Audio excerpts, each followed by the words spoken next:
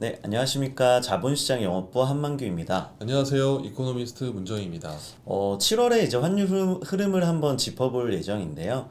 월 초반만 해도 분위기가 미국 경제 지표가 좀 양호하고 이제 연준의 매파적인 성향이 좀 확인이 되다 보니 네.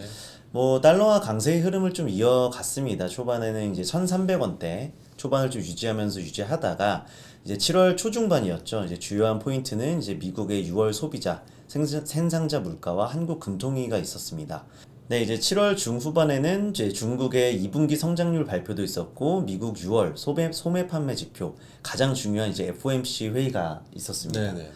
가장 빅 이벤트였죠. 이제 FOMC도 시장 예상대로 0.25% 금리를 인상했고 이제 파월 연준 의장의 스탠스에도 큰 변화는 없었던 것으로 판단이 되어서 뭐 별다른 변동성 없이 빅 이벤트를 소화하며 이제 7월이 마무리되었습니다.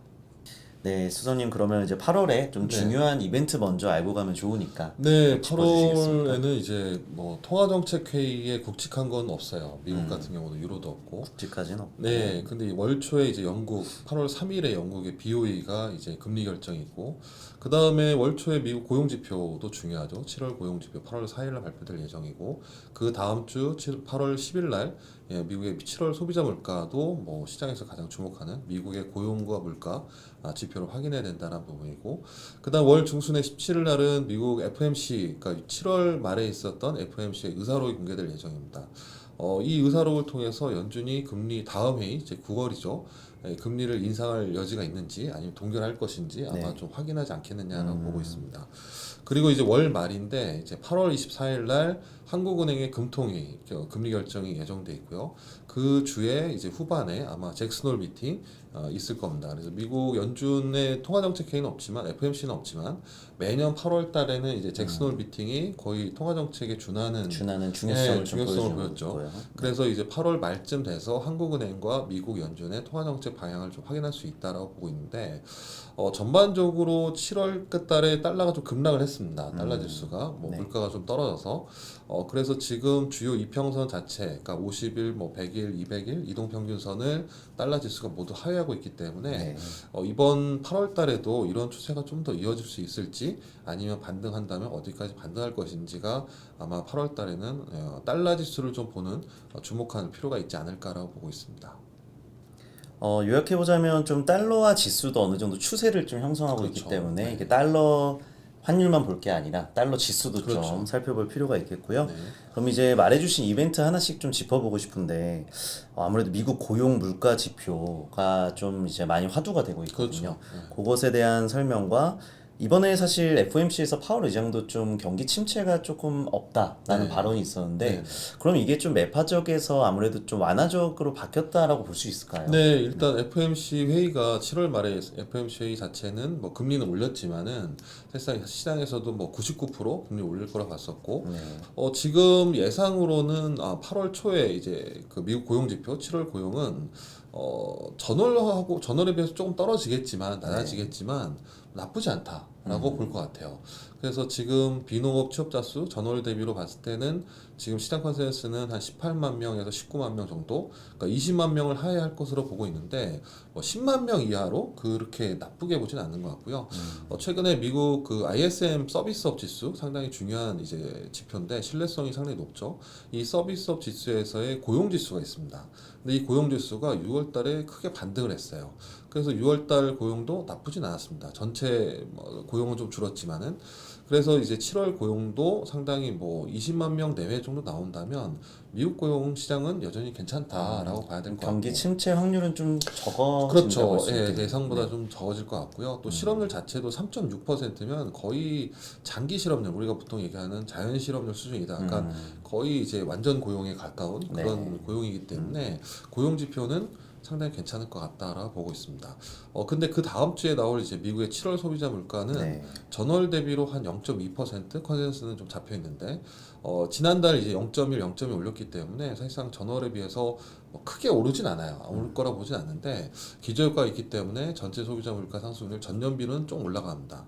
그래도 추세는 조금씩 떨어지는 추세이기 때문에 사실상 7월 소비자 물가도 예상치에만 부합한다면 네. 미국의 물가 상승 압력이 좀 둔화되고 있구나라고 볼 수 있기 때문에 이 두 가지 고용 지표가 양호하고 물가는 둔화된다라는 부분은 사실상 경기 침체는 좀 없다라고 좀 볼 수 있는 거거든요. 그러니까 네. 파월 의장도 그렇게 얘기했던 부분도 있고 그래서 미국의 고용과 물가가 시장 예상치에만 부합해 준다면 아마 8월 달에 위험 선호 심리들은 여전히 7월에 비해서는 좀 좋아지지 않을까. 이 부분은 이 달러 환율의 하락 요인이 될 수 있다라고 보고 있습니다. 네, 이제 정리를 좀 한번 해보자면 이제 어쨌든 9월 FOMC 전에 이제 금리 인상할 거냐 말냐 전에 이제 물가 한번 봐야 되고 그렇죠. 그다음에 고용 지표 보면서 만약에 고용이 좀 좋게 나온다면 좋게 나올 거고 예상되지만 그렇다면 그리고 이제 물가가 낮아진다는 경기가 좋아질 수 있는 거잖아요. 그럼 이제 달러보다는 위험 자산으로 볼 수 있는 이제 원화가 더 많이 좀 투자가 될 테니 그렇죠. 환율이 좀 하락할 가능성이 있다. 네. 라고 보면 될 것 같습니다. 근데 저희가 이제 월말에 이제 한은 금통이 있잖아요. 네네. 미국이 결국엔 이제 7월 FOMC에서 올렸는데 네. 한국은 과연 금리를 또 동결할 것인가 네. 궁금하고 또 FOMC에 준하는 이제 잭슨홀 미팅 한번 어떻게 보면 좋을지. 월말에 한국은행 금통위가 예정돼 있는데 금리 동결 전망이 여전히 우세합니다. 네. 물가가 여전히 좀 낮다라는 거, 미국보다 훨씬 낮죠. 그래서 기대 물가가 좀 오르긴 했지만 그래도 뭐 기준금리보다는 낮은 물가 상승률이기 때문에 아마 금리는 동결할 것이다라고 보고 있고요. 사실상 연초에 한번 금리 올리고 나서 지금 계속 동결이기 때문에 맞습니다. 한국은행은 거의 금리 인상 사이클이 거의 끝났다라고 보고는 있습니다. 그다음에 이제 미국 잭슨홀 미팅이 중요한데 잭슨홀 미팅은 사실상 크게 시장에서 주목하진 않습니다. 지금 네. 과거에 비해서 네. 왜냐하면은 금리 인상 사이클에 거의 막빠지기 때문에. 지금 현재의 금리 차는 뭐 기준금리 적차는 2.0% 포인트인데 앞으로 어떻게 될 거냐가 중요한 시장은 또 그걸 보기 그렇죠. 때문에 미래를 보니까. 그렇죠. 네. 그래서 우리가 이제 이코노미스트들이 보통 이제 물가와 고용, 그러니까 실업률, 경제 성장률 가지고 적정 금리를 추산하는데 보통 이거를 이제 테일러 금리라고 얘기하거든요. 테일러 뭐 준칙 금리, 적정 금리 얘기하는데 요거를 가지고 추산을 해보면 한국은 올해 말에 적정 금리가 3.65%. 3.65. 네. 네. 그리고 내년은 2.85%로 낮아집니다. 이건 이제 물가가 떨어지기 때문에 그렇게 나오거든요. 그리고 미국 같은 경우도 똑같이 적용해보면 미국은 올해 말에 적정 금리가 5.45%. 그러니까 사실상 금리 인상이 거의 끝났다라고 보는 거고요. 내년은 4.41%로 떨어집니다. 100bp 정도 떨어지기 때문에 그러면 요 적정 금리로 가지고 비교해 보면은 현재는 200bp 차이지만 올해 말이 되면 180bp로 좁혀지고요. 내년의 말에는 160bp로 좁혀집니다.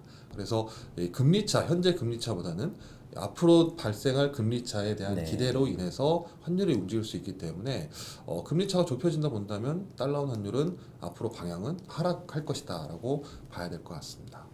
저 이제 8월에 좀 전체적인 환율 흐름은 어떻게 될지. 네, 8월 달을 종합해 보면은 일단 미국 고용과 미국 물가가 상당히 중요하겠죠. 네. 예상에서 크게 벗어나지 않는다면 네. 경기 침체에 대한 우려는 없을 거고 또 물가 둔화가 확인된다면 연준의 긴축에 대한 기대도 약해질 겁니다. 네. 그래서 긴축 막바지로 볼 수 있기 때문에 이 부분은 미국 국채 금리 하락 그리고 달러의 약세 요인이고요. 그렇죠. 지금 달러 지수 자체도 앞에서 말씀드린 것처럼 추세적으로 이평선을 다 하야하고 있기 때문에 아마 이번 달 8월 달에 달러 반등은 크진 않을 것 같다라고 보고 있고요. 그래서 전반적으로 8월 달은 7월보다는 추세는 조금 더 내려갈 것 같다. 하단과 상단은. 네. 그래서 하단은 1255원, 상단 1295원 정도 보고요. 평균 환율은 1275원이라서 7월 달 평균의 1284원에 비해서 약 9원 정도 더 하락할 것 같다라고 보고 있습니다. 그 다음에 유로원 환율은 유로화하고 원화가 좀 비슷한데 앞에서 말씀드린 것처럼 유로 경제가 좋지는 않을 것 같다라고 본다면 유로원 환율은 7월보다는 좀 낮게 좀 나올 것 같고요. 그렇게 본다면 유로원 환율은 8월 달에는 하단은 1380원, 상단 1440원 정도 등락할 것으로 보고 있고요. 엔원 환율도 일본 경제가 한국 경제보다 좋지는 않습니다. 뭐 BOJ 여전히 완화 기조 유지하고 있고 그렇기 때문에 엔원 환율도 뭐 7월에 비해서 크게 오르긴 좀 어렵지 않느냐. 다만 890원이라는 수준이 상당히 강한 저항선이기 때문에 지지선이기 때문에 사실상 그 8월 달 같은 경우에는 엔원 환율 같은 경우는 895원에서 935원 정도 등락하지 않을까라고 예상합니다. 네, 그래서 달러랑 이제 유로도 다 좀 파악을 했는데 엔은 사실은 일본 증시가 좀 핫한 거에 비해 엔화는 약세를 보이고 있잖아요. 네네. 원래 증시가 핫하면 좀 엔을 많이 사서 환율이 오히려 엔화 강세를 좀 보여야 될 것 같은데 뭐 그런 거 관련해서도 저희가 한 입에 먹는 경제 리포트에서 이번에 다루고 있거든요. 같이 봐주시면 좋을 것 같습니다. 이상으로 저희 똑똑한 환율 이야기 환율 똑똑이었습니다. 감사합니다.